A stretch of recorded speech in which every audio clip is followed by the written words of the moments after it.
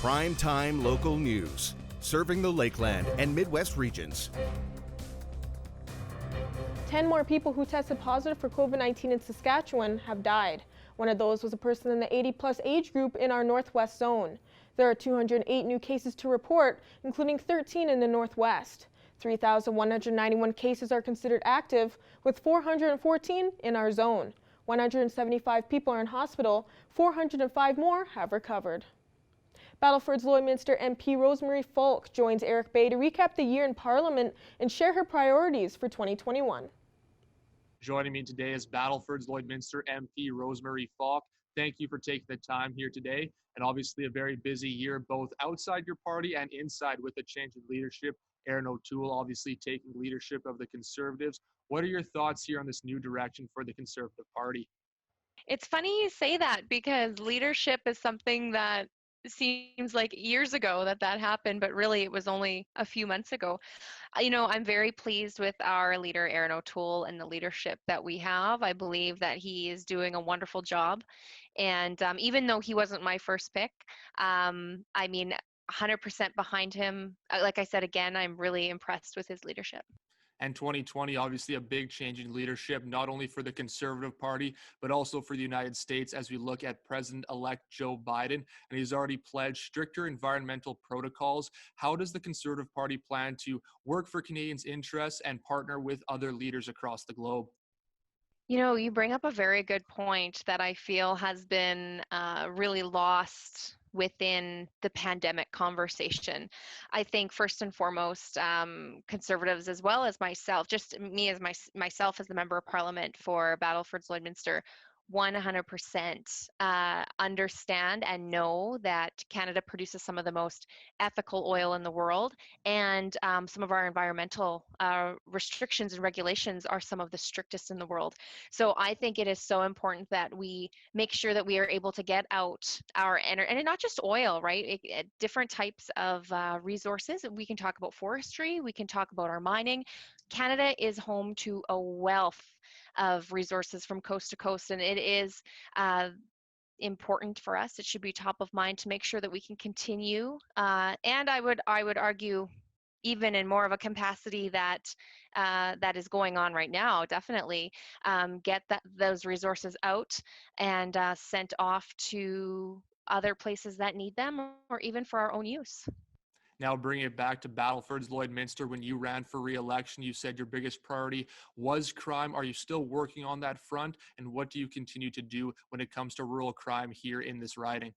Well, I think in regards to rural crime in specific, it's definitely something that the federal Liberals are not taking as important of issue as it should be. I've spoken to many, many, many constituents who have had lived experiences with either right there happening in front of them or coming home and seeing that they have been victims of crime.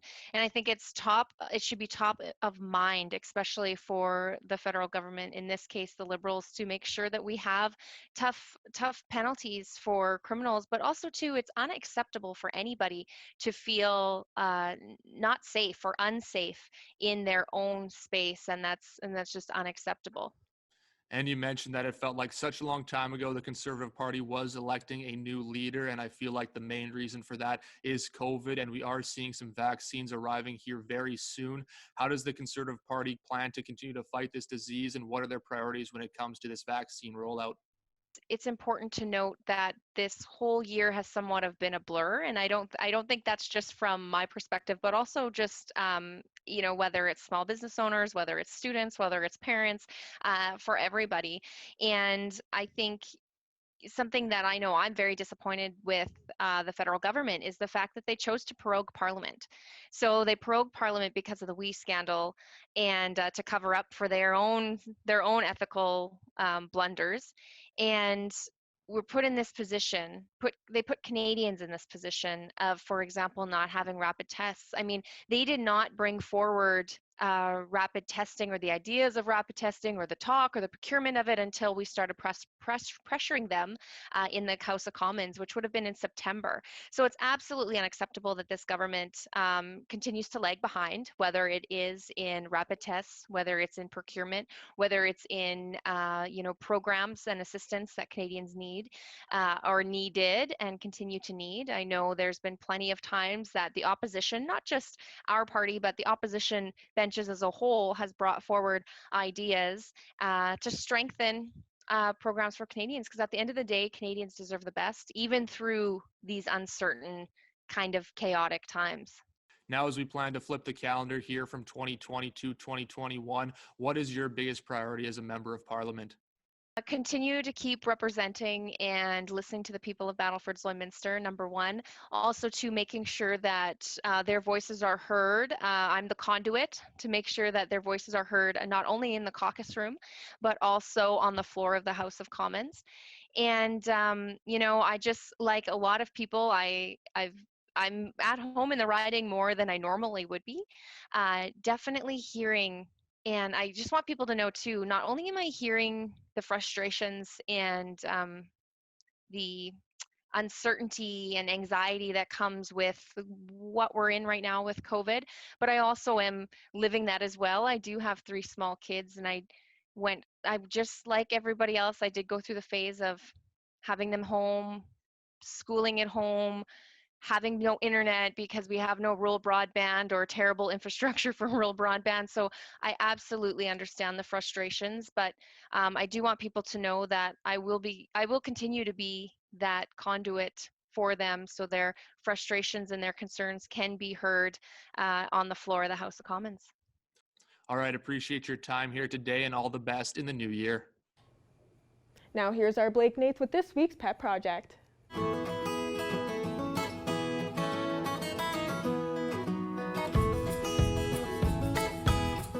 Welcome back, everybody.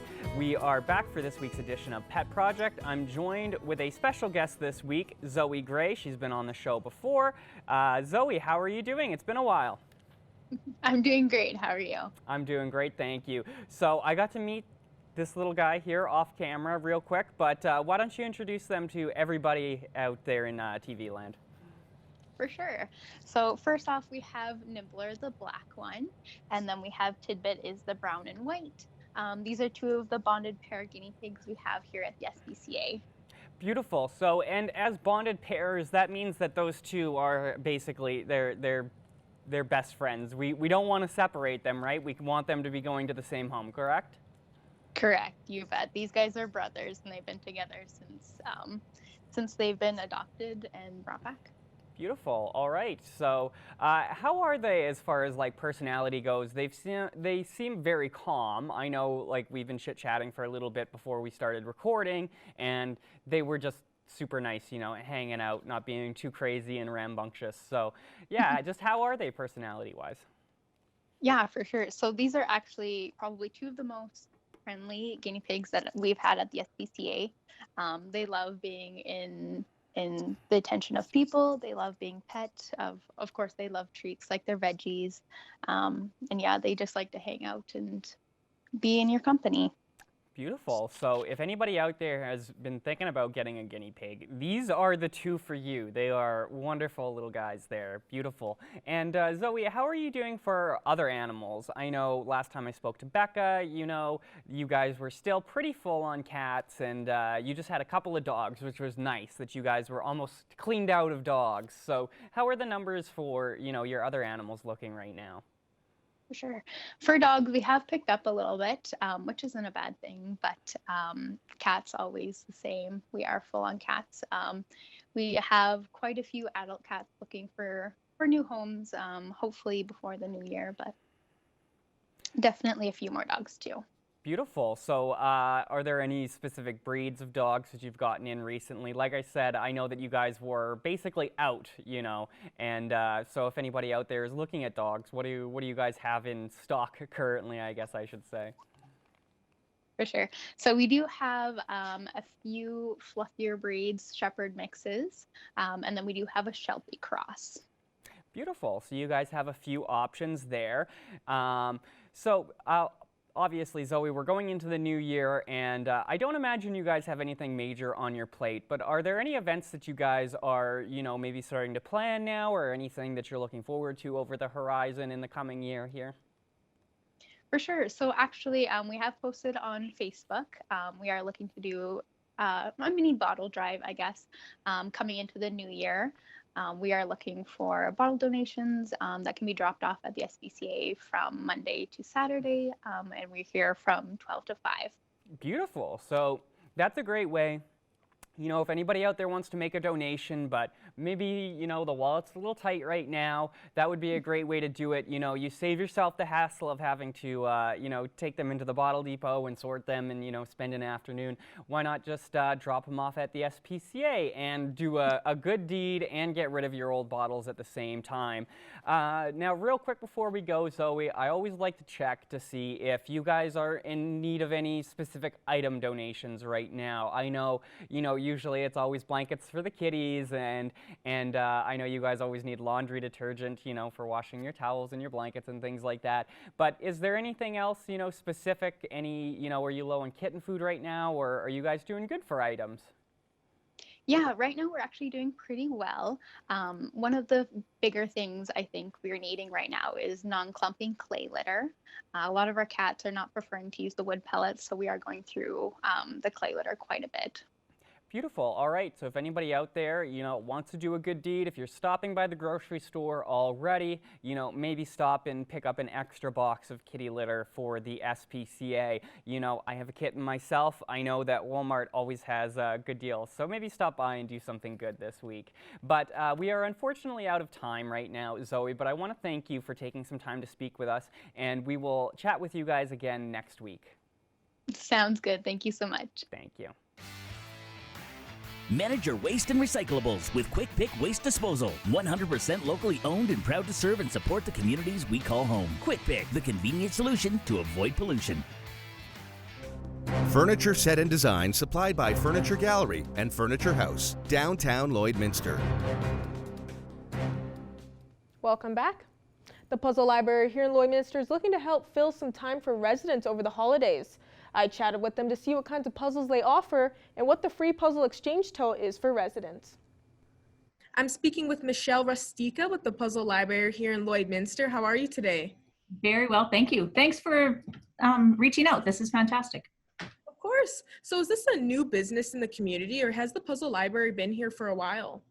Honestly, this is brand new. It was actually just kind of some brainstorming the week before Christmas. The girls and I were talking about making puzzles, because it's something that we've done kind of throughout, we've always done it, but throughout COVID more so, and wanting to share or be able to trade puzzles and kind of keep things going, because it's often something that sits on your shelf once you've created it once. And so then we got talking about the little book library that's not far from us in our neighborhood, and thought that that would be an option for puzzles. So we just decided to fill a tote, put it in the front yard, and it kind of developed into, let's make a Facebook page and put it out there. So it's kind of taken off. And what all can residents expect with this business?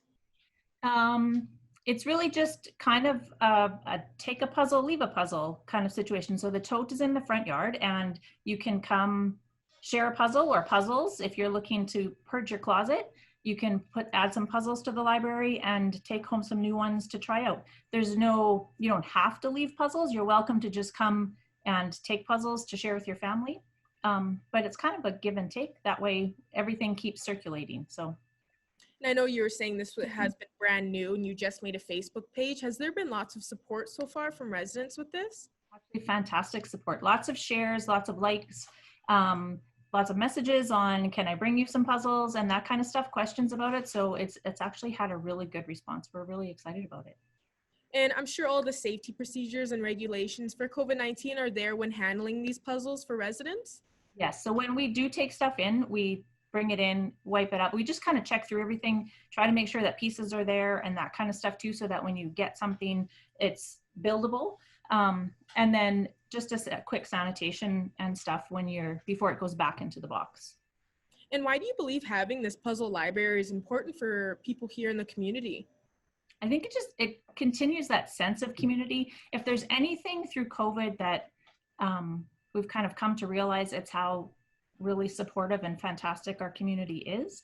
And this is kind of part of that. It's just being part of a community and still reaching out to people and still connecting with people, even though we're spending more time in our homes, it still gives you that connection. And so far, how many different kinds of puzzles do you have for people to choose from?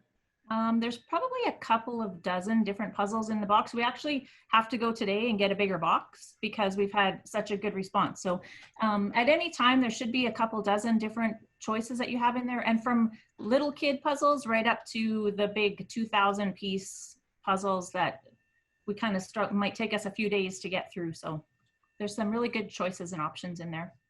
And does this puzzle library also have puzzle glue or frames or other supplies for people to get from, or is it just have puzzles with it? Yeah, just puzzles. Yeah. Yeah, And just puzzles. anything else you want to add for residents to know about concerning the puzzle library? I think just come check it out.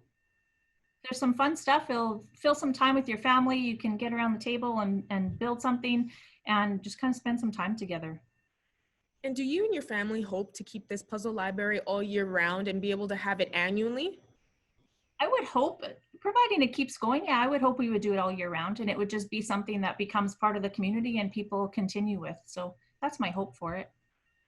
And just for residents that don't know yet, where exactly is this puzzle library located? So the puzzle library is located actually just in the front yard of our home. It's at 5504 30th Street, and we're not far from kind of near St. Joseph's School area, that area. And they're welcome. It's always out there. They can come and go.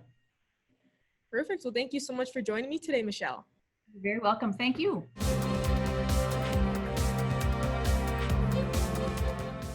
The World Junior Championships have kicked off in Edmonton with Team Canada staying undefeated. Evan Kenny and Eric Bay have more on the tournament. Well, it's a great time of year right now, not just because it's holiday season, but also because the World Junior Championship is going on. Joining me today to break this down is Eric Bay. Eric, thanks for taking this time. Yeah, definitely one of the best tournaments here we're going to see all season. And, you know, Canada has been doing fantastic throughout these games, obviously blowing out Germany 16-2 in their first game, and then 3-1 against Slovakia. I mean, Eric, the Germany game doesn't really show what Canada's talents will look like and what the rest of the tournament could look like. But what were your thoughts on the game against Slovakia? Yeah, I mean, obviously what we're looking at here right now is some of the weaker teams. And obviously, as you mentioned, Germany pretty hamstrung there with all the COVID cases. And so far, I guess I would say I have to reserve judgment. Obviously, again, as I mentioned, not quite the caliber of teams before we get to that Finland game. But Canada hasn't, I don't think, been overly impressive. There was some periods there, especially in that Slovakia game, where they went, 5 minutes without a shot on goal. And all due respect to Slovakia, but Canada should be getting shots, should be creating pressure. And I think that's what we need to see more of, and hopefully see more of as the tournament progresses. Because once you get into those medal rounds and when those games really matter, you're going to need to be able to push that pace, and that's what Canada has to show here moving forward. I agree with you, Eric, there in the sense that, Canada was pushing the pace and doing well, but there were those 5-minute lulls, those little lapses in judgment. And, as this tournament progresses, those are the things that teams really need to eliminate if they want to go for that gold medal. Now, Eric, do you have maybe one or two players specifically who you've really enjoyed watching, who you think have really excelled? Yeah, again, as I said, I think it's been pretty lackluster overall, but I do think Devin Levi has come in and done amazing. Obviously, everybody points to that pre-tournament game against Russia, but he's really come in and shut the door here throughout the rest of those games too, made some big saves when needed, and you never know. Obviously, that game against Slovakia was a little closer, than he maybe would have liked, and if a few of those shots go in, Canada might be a little trouble, start to sweat a bit. So I think Levi has really stepped up, especially for a guy who's kind of an unknown commodity, not only among fans, but also among his own teammates. Yeah, Eric, when yourself and myself chatted before the tournament, neither of us really even thought he would be the starter for Canada. So he really has shown up and is proving why he is the starter. For myself, Peyton Krebs has really stood out on the forward side for me. He's super energetic, and I like that he plays a great 200-foot game. He already has 2 goals and 1 assist in the 2 games played, but he does the little things. He hits, he comes from the defensive side onto the pucks, and he's just constantly moving his feet. And then another guy that I've really enjoyed on the back end is Caden Gooley. He scored the opening goal for Canada against the Germans there, but he's been great as a two-way defenseman, really just shutting down plays and getting pucks moving up ice early. He's been doing a great job of that, especially once Braden Schneider was suspended for that Slovakia game. I thought Gooley really stepped up in taking over that physical side that Schneider usually would have been bringing. And you know, with Schneider out, it really started to showcase Canada's depth, especially on the back end with Jordan Spence getting his first look and Kaden Korzak getting some more time. Eric, just as this tournament progresses, how big is depth, especially when we start looking at these medal rounds? I mean, obviously it's huge. You need to be able to roll out all 3 lines of defense, all 4 lines of forwards, because at some point you're going to be able to grind teams down later on. And I think that's really what Canada will have to do here moving forward. Stop playing so much on the edges there in the offensive zone and push that pace around the body. You know, they have guys with size like Quinton Byfield. So get them in the corners, mucking it up and create some of that pressure, force those turnovers. And that's where Canada's chances are really going to come. I agree on the turnovers. For me, it comes in the neutral zone, though. They did a good job in the first 2 periods against Slovakia at eliminating the chances in Canada's defensive zone. They really stopped it before Slovakia could even enter over that blue line, and they need to continue that. You know, against teams like, you know, possibly Sweden, possibly the USA, and possibly Russia in those medal rounds. Those are teams that will want to control the puck coming over the line, so Canada needs to step up early and get those pucks going in the offensive direction. Eric, it's always a pleasure getting to chat with you. Things will be exciting as January 5th will be those medal rounds. I look forward to it. For sure. As 2020 comes to a close, Alberta Beef Producers continues to adapt its organization and messaging. Changes to ABP's zone structure and dealing with the effects of the coronavirus pandemic were the biggest hurdles ABP took on this year, and they continue to be the organization's focus heading into the new year. Not only did we have COVID hit us, we also took ABP and we changed it significantly. So as we were working through the COVID crisis, we were also in the process of hiring a new general manager. We were also working on our structure changes at ABP, where we were moving from 9 zones down to 5. The changes aren't done for ABP, which is in the process of overhauling its communications, revamping its website, and producing a magazine. I cannot wait to get that magazine out into our producers' hands, to get those new communication methods going and rolling so that our producers know exactly what we're doing. It's in 2021. We are ramping up to be involved more with our producers, making sure that they know exactly what their organization is doing and where their checkoff dollars are being spent. ABP's new media sources are expected to be running by spring.